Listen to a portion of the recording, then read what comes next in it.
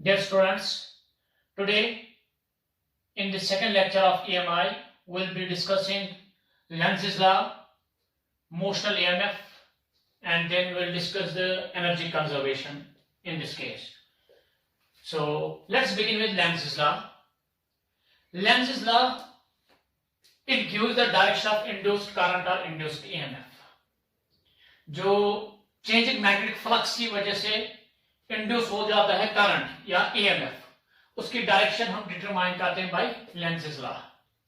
जैसे Faraday's law of electromagnetic induction में हमने देखा था, जो इंड्यूस हो जाता है EMF, that is given by minus D phi D by dt।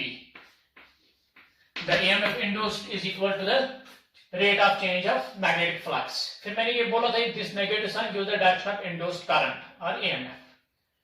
ये नेगेटिव साइन का ऑरिजिन, ये नेगेटिव साइन हम क्यों लेते हैं यहाँ पे, ये डायरेक्शन हम कैसे डिटरमाइन करते हैं, that is actually being explained by this Lenz law. Lenz law ही से ही ये एक्सप्लेन हो जाता है कि ये नेगेटिव साइन हम क्यों लेते हैं यहाँ पे। Now Lenz law, it gives the direction of induced current और EMF and always remember it is in accordance with law of conservation of energy. ये हमेशा ओबे करता है conservation of energy. It is not violating the energy conservation. Like for example, एक आम इंसान यही सोचता है कि जब हम यहाँ पे मैग्नेट फ्लक्स चेंज करते हैं, जब हम यहाँ पे एक बार मैग्नेट को एक लूप के नजदीक लेते हैं तो उस लूप में करंट इंड्यूस हो जाता है, वो खुद ब खुद ही हो जाता है। सो that means energy is being created their. It is not like that कि हम वहां पे वो इलेक्ट्रिकल एनर्जी क्रिएट नहीं करते हैं, वो खुद ब खुद क्रिएट नहीं हो जाते हैं, रादर वहां पे कोई एक एनर्जी फॉर्म कन्वर्ट हो जाते हैं इनटू इलेक्ट्रिकल एनर्जी फॉर्म में। वो भी आप अभी देखेंगे कैसे। नाउ अगर हम इसका स्टेटमेंट देखेंगे लेंज़ लॉ का, लेंज़ लॉ का स्टेटमेंट सिंपल है। ये क्या कहता है कि जो इंड्यूस्ड करंट है, the direction of induced current is such that it opposes the change that has induced it. यानी इंड्यूस्ड करंट की डायरेक्शन ऐसे होती है कि ये हमेशा अपोज करता है उस चेंज को जिसकी वजह से इंड्यूस हुआ होता है, जिसकी वजह से करंट इंड्यूस हो जाता है, प्रोड्यूस हो जाता है, ये उसी चेंज को, ये उस चेंज को क्या करता है, अपोज करता है। जैसे मैं आपको समझाता हूं।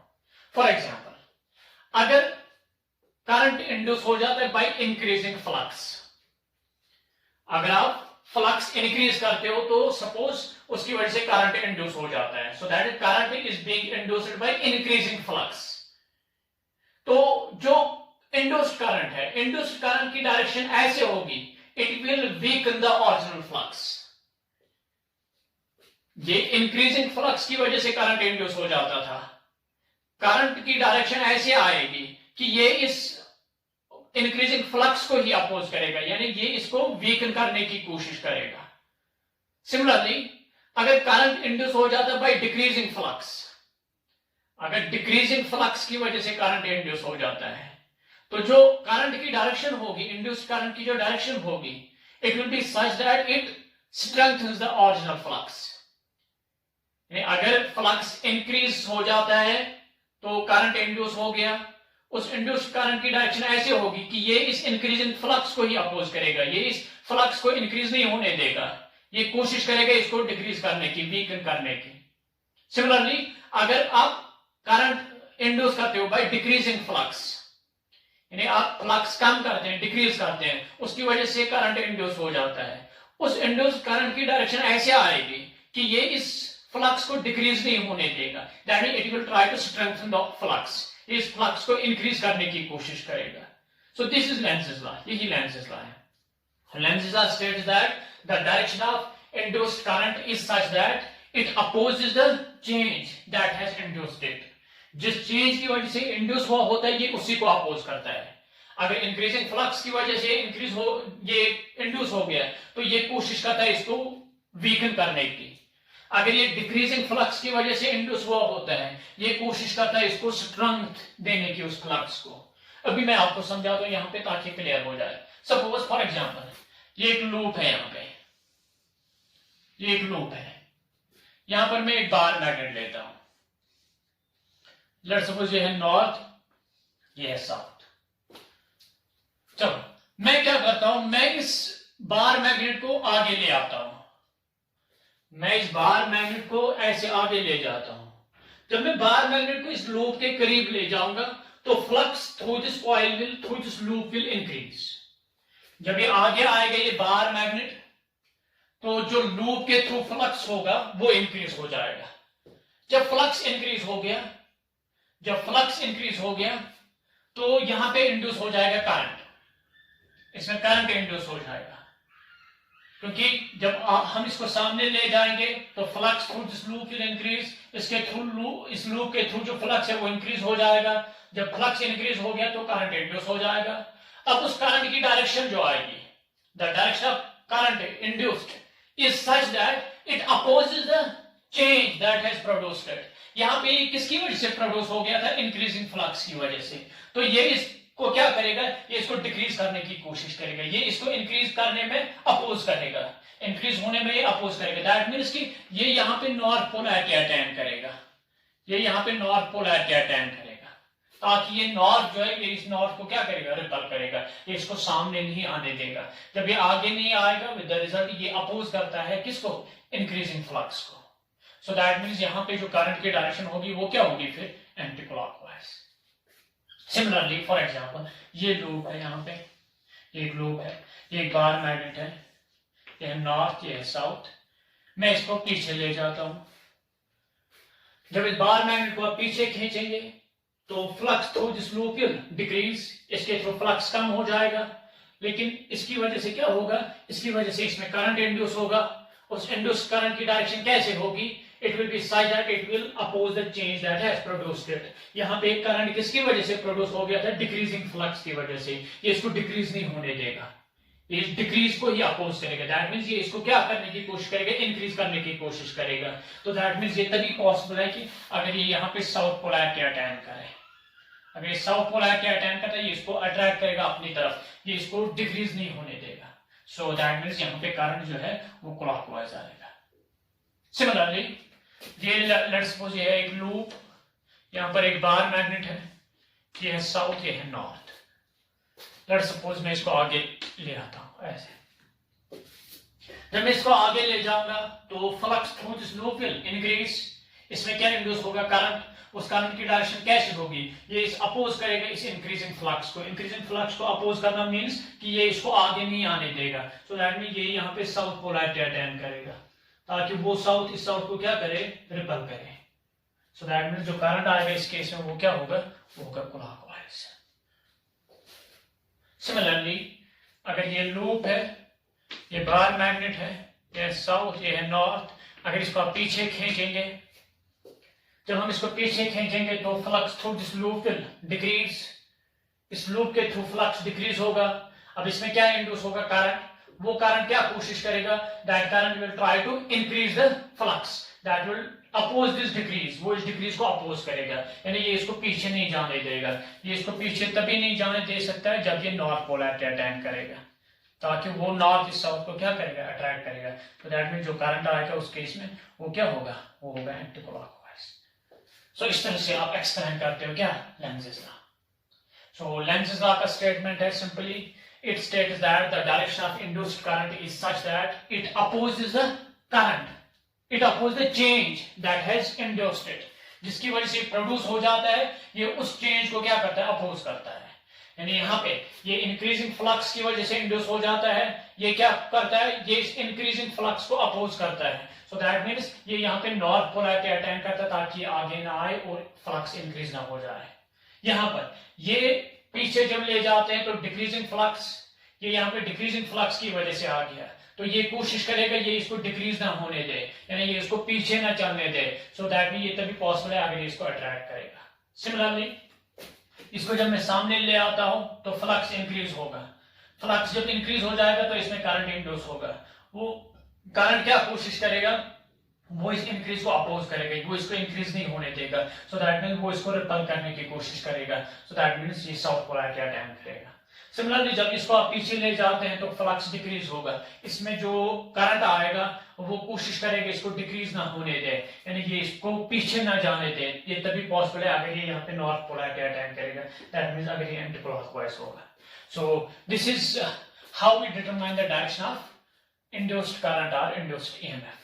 So अब that means ये नेगेटिव साइड, देखो अगर फ्लक्स इंक्रीज हो जाता है, इंड्यूस्ड करंट क्या करने की कोशिश करेगा, इसको डिक्रीज करने की कोशिश करेगा। इसी तरह अगर ये डिक्रीज हुआ होगा, अगर फ्लक्स डिक्रीज हो जाता है तो ईएमएफ जो इंड्यूस्ड ईएमएफ है वो इसको कोशिश करता है इंक्रीज करने की, सो इसलिए वो नेगेटिव नेगेटिव पॉजिटिव बनेगा फिर। सो इस तरह से हम डायरेक्शन देते हैं किसके लिए, इंड्यूस्ड करंट के लिए। नाउ मैंने बोला कि it is in accordance with law of conservation of energy, ये यहाँ पे एनर्जी कंजर्वेशन को वायलेट नहीं करता है। देखो कैसे, जब मैं इसको सामने ले आता हूं, जब मैं इसको सामने ले आता हूं तो यहाँ पे करंट बन जाता है। तो वो करंट कैसे, आखिर वो एनर्जी कहां से आ गई है, देखो एनर्जी कैसे आती है। जब मैं इसको आगे ले आता हूं, यहाँ पे फ्लक्स क्या हो गया, इंक्रीज, तो ये क्या अटेंड करते हैं, north polarity. North polarity anti clockwise यहाँ पे करंट आएगा। जब ये एंटी क्लॉकवाइज आएगा, नॉर्थ पोलैरिटी अटेंड करेगा, तो यहाँ पे क्या हो जाएगा, रिपल्शन। तो अगर आप इस बार मैग्नेट को आगे लाते हैं, so that means you have to work against this force of repulsion. जब मैं इस बार मैग्नेट को सामने ले जाता हूं, so that means I am working against this force of repulsion. मैं इस फोर्स ऑफ रिपल्शन के अगेंस्ट काम करता हूं, so that means I am supplying some external energy. मैं सप्लाई करता हूं कुछ एक्सटर्नल एनर्जी। वही एक्सटर्नल एनर्जी वो कहां चली जाती है, वो एक्सटर्नल एनर्जी कन्वर्ट हो जाती है किसमें, इलेक्ट्रिकल एनर्जी में, इंड्यूस्ड करंट और induced EMF, which is then dissipated in the form of heat by Joule's law. Similarly यहाँ पे जब मैं इसको पीछे ले जाता हूं, इसमें फ्लक्स चेंज हो गया, इसमें करंट इंड्यूस हो गया। So that means यहाँ पे साउथ पोलैरिटी आती है, ये साउथ और ये नॉर्थ ये क्या करेंगे, अट्रैक्ट करेंगे। लेकिन मैं इसको पीछे ले जाता हूं, मैं इसको पीछे ले जाता हूं, so that means I have to work against this force of attraction. जब हम इस बार मैग्नेट को पीछे ले जाएंगे, we have to work against this force of attraction, क्योंकि ये खुद पीछे नहीं चला जाएगा। ये अट्रैक्शन जो है ये इसको यहाँ पे पीछे नहीं जाने देगा, इसलिए हमने एक्सटर्नल सोर्स से यहाँ पे एनर्जी सप्लाई करनी है। एक एनर्जी सप्लाई करता है एक्सटर्नल सोर्स, ताकि इसको पीछे ले जाए। वो वही एनर्जी जो है वो कन्वर्ट हो जाती है किसमें, इंड्यूस्ड करंट और इंड्यूस्ड ईएमएफ में। कोई नई एनर्जी क्रिएट नहीं होती है, एनर्जी क्रिएट नहीं होती है। रादर क्या होता है, वो mechanical work, that is being done against this force of attraction, gets converted into electrical energy, that means induced EMF or induced current. Similarly इस केस में जब मैं इसको आगे लेता हूं, तो यहाँ पे साउथ पोलैरिटी आती है, ये साउथ और ये साउथ ये क्या करेंगे, रिपल करेंगे। ये बार मैग्नेट खुद आगे नहीं जाएगा because of this force of repulsion. So external source को यहाँ पे एनर्जी सप्लाई करनी है to work against this force of repulsion. That mechanical work which is done against this force of repulsion gets converted into electrical energy. So that means induced current or induced EMF. Similarly इस case में जब हम इसको पीछे ले जाते हैं, तो यहाँ पे नॉर्थ पोलैरिटी अटेंड करता है, तो फोर्स ऑफ अट्रैक्शन आ जाता है। Now we have to work against this force of attraction. So that external energy that is needed to work against this force of attraction, it gets converted into electrical energy, that means induced EMF or induced current. So now अगर देखो यहाँ पे, इसे हम बोलते हैं यहाँ पे मैकेनिकल एनर्जी जो है वही कन्वर्ट हो जाती है किसमें, इलेक्ट्रिकल एनर्जी में। कोई एनर्जी क्रिएट नहीं होती है। अब अगर देखो उल्टा अगर हम लेते हैं, सपोज अगर हम लेंज़ेस लॉ ऐसे लेते हैं कि ये अपोज नहीं करेगा इसको। सपोज मैं कहता हूं कि लेंज़ेस लॉ जो हमने दिया है, it oppose the change that has induced it, जिसकी वजह से इंड्यूस हो गया, ये उस चेंज को क्या करता है, अपोज करता है। नाउ अगर ये सपोर्ट करता उसको, अगर ये अपोज नहीं कर रहा होता, अगर ये इसको सपोर्ट ही करता उस चेंज को, ये नॉर्थ जब आगे आ जाता है, यानी ये फ्लक्स इंक्रीज हो जाता है। अगर ये इस फ्लक्स को इंक्रीज करने की ही कोशिश में लगा होता, तो ये यहाँ पे साउथ पोलैरिटी अटेंड करता। जब ये साउथ पोलैरिटी अटेंड करता है, ये नॉर्थ है, ये क्या हो जाएंगे, अट्रैक्ट। तो हमें कोई एक्सटर्नल एनर्जी की जरूरत पड़ती, कोई एक्सटर्नल एनर्जी की जरूरत नहीं पड़ती। सो दैट मींस वंस कि जब आपने इसको थोड़ा सा यहाँ पे इनिशिएट किया इसकी मोशन को, उसके बाद ये खुद ब खुद ये साउथ इसको अपनी तरफ अट्रैक्ट करेगा, कोई एक्सटर्नल एनर्जी की जरूरत नहीं पड़ेगी। सो that means it is a kind of perpetual motion machine, एक परपेचुअल मोशन मशीन बनेगी that violets the law of conservation of energy. इसलिए हम कहते हैं कि हमेशा लेंज़ेस लॉ जो है ये कहता है कि it opposes the change that has induced it. अगर इसको सपोर्ट करता तो यहाँ पे एक परपेचुअल मशीन बन जाती, which would have violated the first that means law of conservation of energy. So अगर इसी तरह अगर ये इसको सपोर्ट करता है, इस डिक्रीजिंग फ्लक्स को सपोर्ट करता है, तो यहाँ पे नॉर्थ पोलैरिटी अटेन करता है. ये नॉर्थ और ये नॉर्थ क्या करते हैं, रिपल करते हैं. आपने जरूरत ही नहीं पड़ती किसी एक्सटर्नल एजेंसी की. ये नॉर्थ जो है ये इसको रिपल करता है, ये खुद ही चला जाता है पीछे. So it would have acted as a perpetual motion machine, so which would have violated the law of conservation of energy. So this is all about this Lenz's law.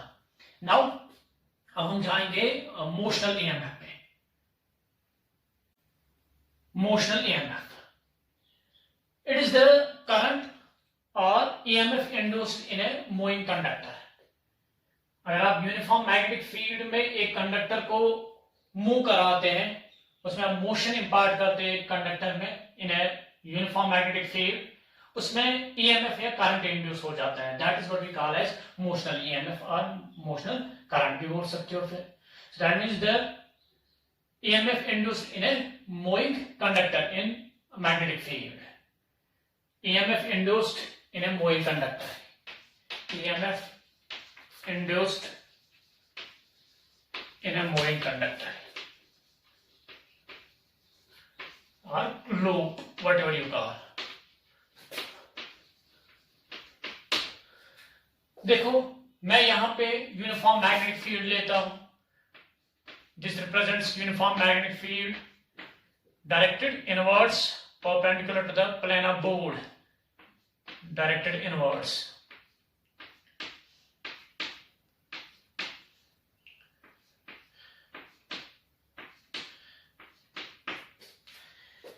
Let's suppose the uniform magnetic field is B. It is directed inwards. मैं एक loop लेता हूं यहां पे. Let's suppose this is a loop.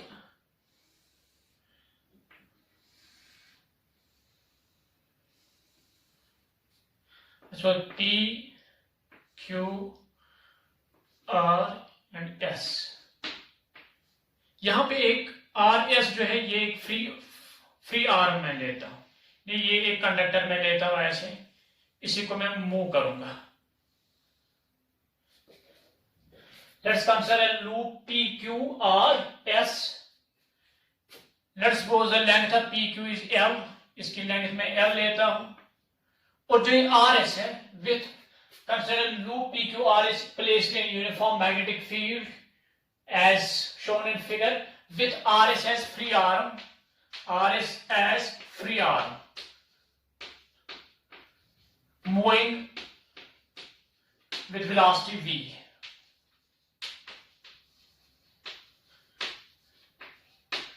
जो ये RS है इसको मैं फ्री रखता हूं. That means you can have motion of this RS. ये पीछे ऐसे जा सकता है या ये ऐसे आ सकता है, इस डायरेक्शन में भी आ सकता है. व्हाटएवर, ये फ्री है, it can move. This RS को आप मूव कर सकते हो यहाँ पे, यानी इसको आप ऐसे ले सकते हो ऐसे, या इसको आप पीछे ले सकते हैं ऐसे. Moving with velocity v velocity में देता हूं इसको ऐसे. लेट्स सपोज ये यहां से यहां तक ये मैं रखूंगा x.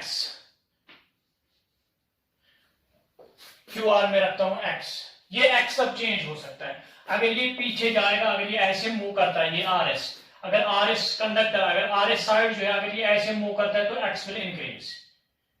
The rate at which x increases, dx by dt, that will be equal to v. और जब आप इसको आगे ले आएंगे ऐसे, तो ये x जो है ये डिक्रीज हो जाएगा. The rate of change of x is velocity, तो dx by dt will be v. So now अब देखिए यहाँ पे, अगर मैं इस लूप का यहाँ पे एरिया देखूंगा, area of loop PQRS, area of loop PQRS at any time t, when its length is x, कितना आएगा? Lx, length into breadth. Now flux जो आएगा, the flux through the loop at any time t, the flux through this loop at any time t will be, it will be B dot A.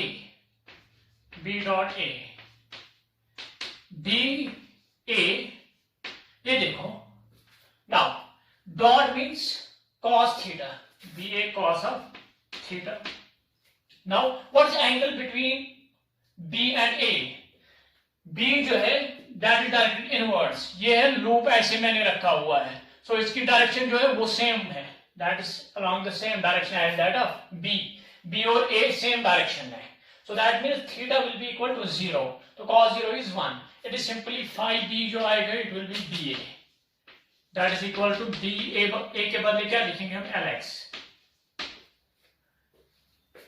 अब देखो यहाँ पे जब ये free arm move करेगा, जब ये फ्री आर्म मूव करेगा, जब ये RS मूव करेगा ऐसे, एरिया डिक्रीज हो जाएगा, जब एरिया डिक्रीज हो गया तो फ्लक्स चेंज होगा, या अगर ये पीछे ऐसे जाएगा with velocity v, area increase होगा, जब इंक्रीज हो गया एरिया तो फ्लक्स इंक्रीज हो जाएगा। सो दैट मींस ये फ्री आर्म RS जब ये मूव करेगा, जब ये फ्री आर्म RS ये कंडक्टर जब ये मूव करेगा तो उसकी वजह से यहाँ पे फ्लक्स चेंज होगा through the loop. Whenever there is change in flux, इसमें क्या इंड्यूस होगा? करंट या EMF इंड्यूस होगा। The magnitude of the EMF induced, जो EMF इंड्यूस होगा उसका जो मैग्नीट्यूड होगा वो होगा d phi b by dt by Faraday's law of electromagnetic induction। मैंने खाली मैग्नीट्यूड लिया है इसलिए मैंने नेगेटिव साइन नहीं रखी है यहाँ पे। So it will be equal to d by dt of phi b, it is BLX। B it is constant uniform magnetic field। L ये लेंथ कांस्टेंट रहती है लेकिन ये एक्सचेंज हो जाता है, जब ये ऐसे जाएगा तो x will increase, जब ये ऐसे आएगा तो x will decrease। So that means मैं इसको ऐसे लिख सकता हूँ, it will be BL, it will be dx by dt। dx by dt rate of change of x, जो मैं अभी कह रहा था जिस रेट से x चेंज होगा वही होगी इसकी velocity. So it will be equal to EMF induced will be equal to BLV। This is the motional EMF। मैं फिर से इसको समझाता हूं। Motional EMF means EMF induced in a moving conductor in uniform magnetic field। अब आप एक loop लेते हो PQRS in uniform magnetic field, जो RS है इसको मैं फ्री रखता हूं।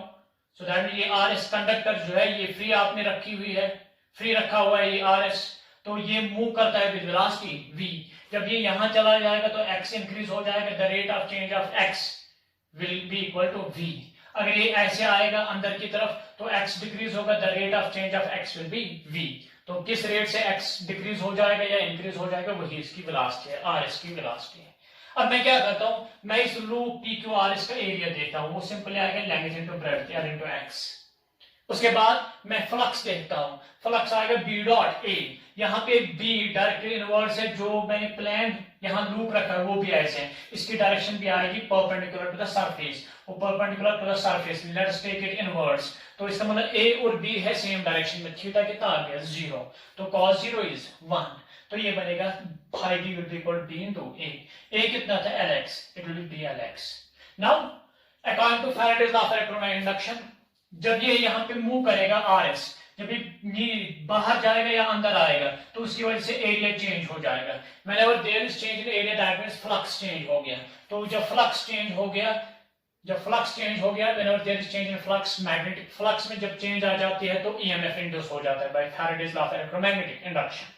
जो यहाँ पे EMF इंड्यूस होगा उसका मैग्नीट्यूड कितना होगा, magnitude will be E is equal to d phi b by dt, it is d by dt of dlx, bl constant है, d by dt of x, dx by dt is called v, velocity। so the EMF induced in the moving conductor in uniform magnetic field is blb, where l is its length, ये इसकी length है l, और x जो है वो sorry v जो है v इसकी वेलोसिटी है, and b is the magnetic field, b है magnetic field। so this is the magnitude of the EMF induced।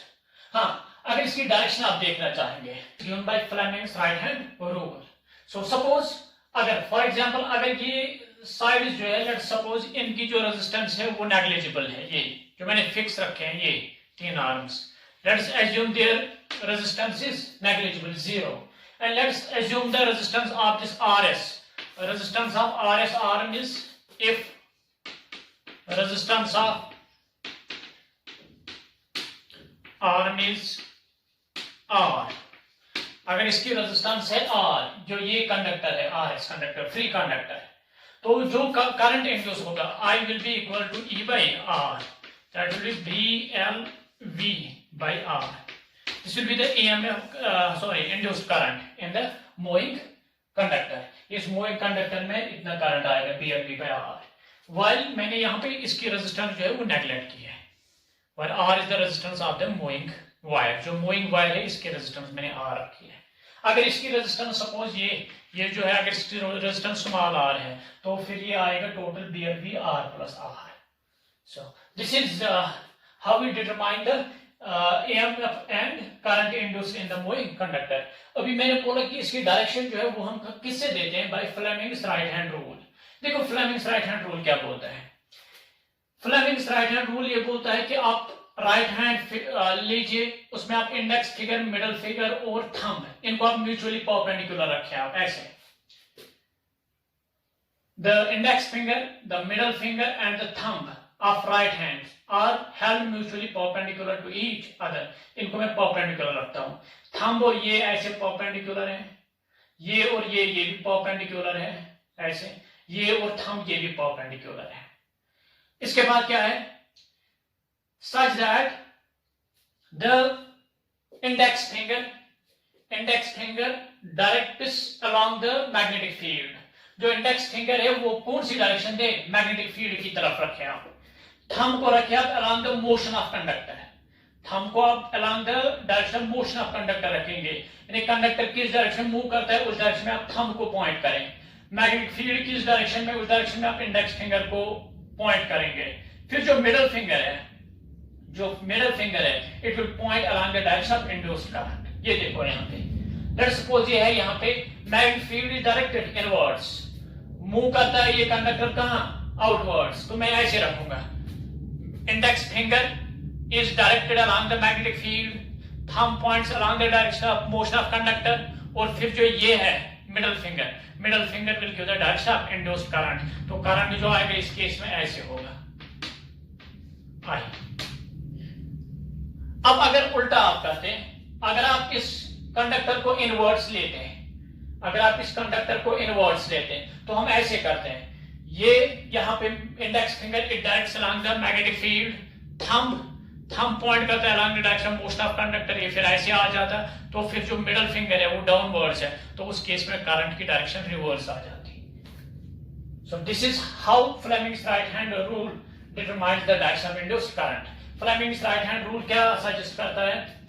It states that if the index finger, the middle finger and the thumb of right hands are held mutually perpendicular to each other such that the index finger points along the direction of magnetic field, the thumb points along the direction of motion of conductor, then the middle finger points along the direction of induced current. चलो मैं इसको note करूंगा.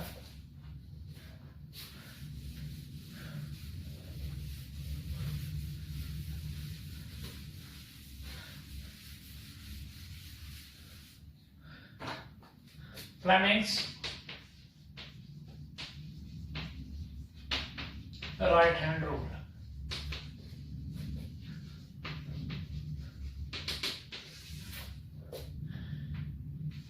If the index finger, middle finger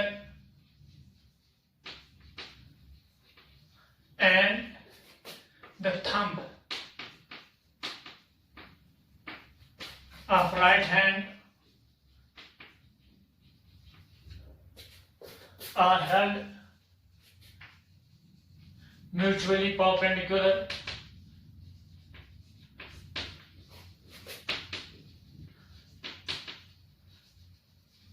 such that the index finger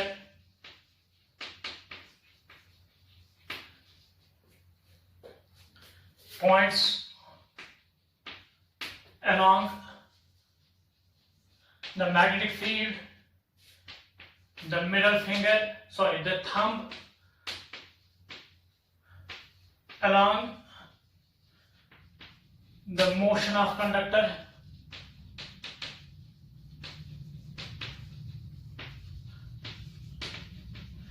then the middle finger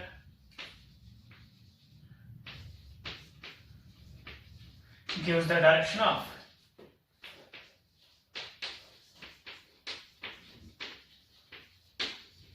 induced current.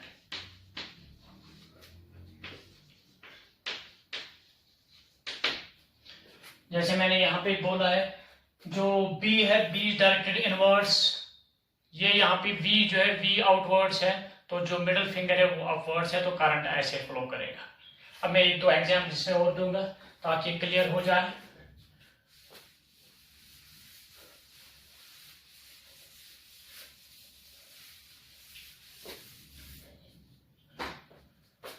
चलिए मैं ये दिखाता हूं, ये क्या है, uniform magnetic field directed outwards.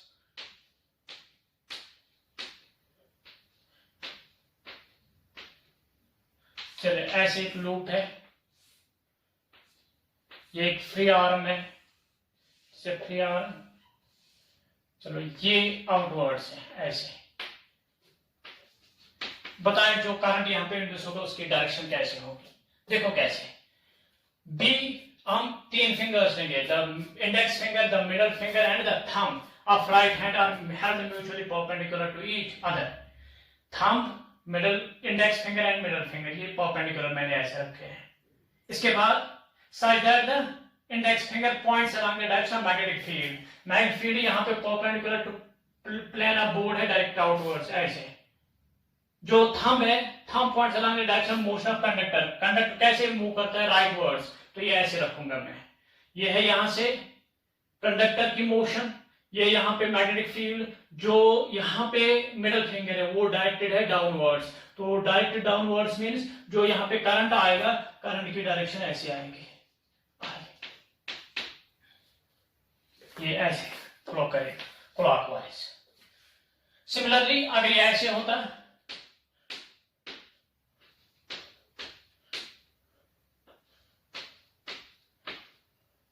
Suppose ये है लूप, ये इनवर्स ऐसे बी है मैग्नेटिक फील्ड, तो इसमें हम मुझे बताएं डायरेक्शन क्या होगी। देखो, thumb, index finger and middle finger are held perpendicular to each other such that this points along the direction of magnetic field, magnetic field outwards है।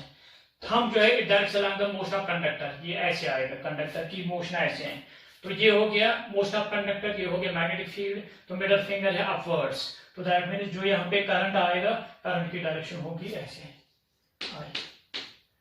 यानी वो एंटी क्लॉकवाइज आएगा। तो इस तरह से आप निकाल सकते हो direction of direction of induced current in a moving conductor. So this is all about this motional EMF and this Fleming's right hand rule, which helps in determining the direction of induced current in case of a moving conductor. Now we have here this energy conservation. So energy conservation, हम इसको आप quantitative description इसका देना है। इससे पहले Lenz law में मैंने इसको एक्सप्लेन किया था क्वालिटेटिवली, लेकिन अब हमने क्वांटिटेटिवली यहाँ पे इस एनर्जी कंजर्वेशन को डिस्कस करना है।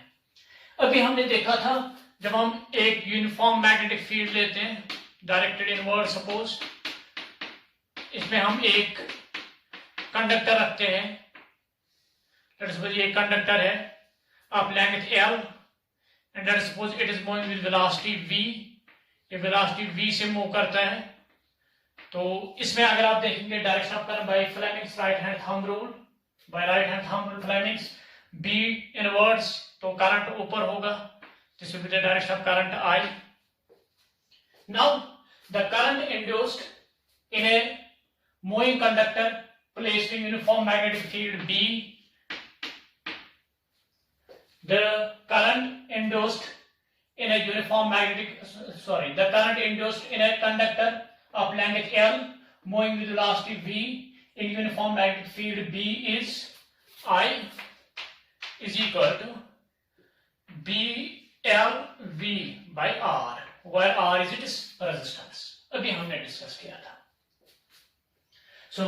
अब आपने पता है जब एक कंडक्टर को जब आप करंट कैरिंग कंडक्टर को आप रखते हैं यूनिफॉर्म मैग्नेटिक फील्ड में, जब आप करंट कैरिंग कंडक्टर रखते हैं यूनिफॉर्म मैग्नेटिक फील्ड में, उस पर फोर्स एक्सर्ट हो जाता है, और वो फोर्स कितना होता है, IL क्रॉस B। ये मैग्नेटिज्म में आपने पढ़ा होगा, फोर्स ऑन है current carrying conductor in uniform magnetic field, IL cross B। अब यहाँ पे देखो IL और B ये परपेंडिकुलर टू ईच अदर है, IL ऊपर B ऐसे इनवर्स, तो परपेंडिकुलर एंगल 90 डिग्री आएगा. सो F will be equal to magnitude जो फोर्स आएगा, ILB sin 90 is 1, so it will be ILB. So the force on this conductor will be the magnetic force on a conductor placed in uniform magnetic field will be ILB. This I you can substitute from the above. It will be equal to BLV by R into LB. So force will be equal to, it is B square L square V by R. B square L square V by R. Now अब देखो यहाँ पे ये force जो है IL cross B, अगर आप देखेंगे IL ऊपर है, B इनवर्स है, तो ये फोर्स की डायरेक्शन जो होगी ये इनवर्स होगी. ये फोर्स जो आएगा मैग्नेटिक फोर्स इस पे इनवर्स होगा ऐसे. सो नाउ अब आप क्या करते हैं, अब आप इस कंडक्टर को मूव करते हैं विद कांस्टेंट वेलोसिटी v. ये कंडक्टर जो है it is moving with a constant velocity v, लेकिन जो फोर्स है इसमें फोर्स इनवर्स है. सो द वेलोसिटी और the conductor is moving opposite the direction of force. So ऐसा करने के लिए हमने इसमें एक्सटर्नल फोर्स की जरूरत पड़ेगी. वो एक्सटर्नल फोर्स किसको बैलेंस करना चाहिए, इस F को जो मैग्नेटिक फोर्स इनवर्स है इसको बैलेंस करना चाहिए. सो दैट मींस जो हमने एक्सटर्नल फोर्स इस पे अप्लाई करना है इतना फोर्स अप्लाई करना है ताकि इसको हम outwards with constant velocity v ले जाए. तो इसके लिए हमने एक्सटर्नल एजेंसी से एनर्जी चाहिए, हमने पावर की जरूरत होती है. The power that is required to move this conductor with a constant velocity v. इस कंडक्टर को ये कांस्टेंट वेलोसिटी v देने के लिए हमने एक्सटर्नल एजेंसी से जो पावर चाहिए, the power external power required to move this conductor with a constant velocity v, it will be equal to F into v. It is mechanical power, F mechanical. जो mechanical power हमें चाहे यहाँ पे ताकि ये constant velocity v से move करे यहाँ पे, सो वो पावर कितना होगा, force into velocity. So that is equal to b square L square by R or V square. So this is the mechanical power that is required to move this conductor with a constant velocity v outward. Now, अब देखो जब हम ऐसा करते हैं, जब हम इसको एक्सटर्नल फोर्स की वजह से, एक्सटर्नल पावर की वजह से कांस्टेंट वेलोसिटी v से यहाँ पे मूव करते हैं यूनिफॉर्म मैग्नेटिक फील्ड है, इसमें क्या इंड्यूस हो जाता है, करंट. सो उस करंट की वजह से यहाँ पे there is actually that mechanical work, जो हम मैकेनिकल वर्क यहाँ पे करते हैं. सो मैकेनिकल पावर जो हम सप्लाई करते हैं, वो मैकेनिकल पावर जो है वो कहाँ चला जाता है, वो एनर्जी कहाँ चली जाती है, that is actually dissipated in the form of Joule's heat. वही यहाँ पे जूल्स हीट की फॉर्म में डिसिपेट हो जाता है, यानी करंट इसमें इंड्यूस हो जाता है, उस करंट की वजह से यहाँ पे हीट प्रोड्यूस हो जाती है. और वो आपने पता है power, electrical power it is I square into R, I square R. चले अब सब्स्टिट्यूट करें वैल्यूज ऑफ I का वैल्यू क्या था, B square BLV by R का होल स्क्वायर इनटू R. सो इसका वैल्यू जो आएगा इलेक्ट्रिकल पावर का, it will B B square L square V square R square, और एक R कैंसिल होगा, एक R बचेगा. सो दैट मीन्स इसका मतलब जो मैकेनिकल पावर हमने सप्लाई किया था, the external mechanical power supplied in order to move this conductor with constant velocity v, वही कन्वर्ट हो जाता है, वही यहाँ पे एक्चुअली इंड्यूस करता है इसमें क्या, करंट, और विद द रिजल्ट वहां पे वो पावर जो है that gets dissipated as Joule's heat.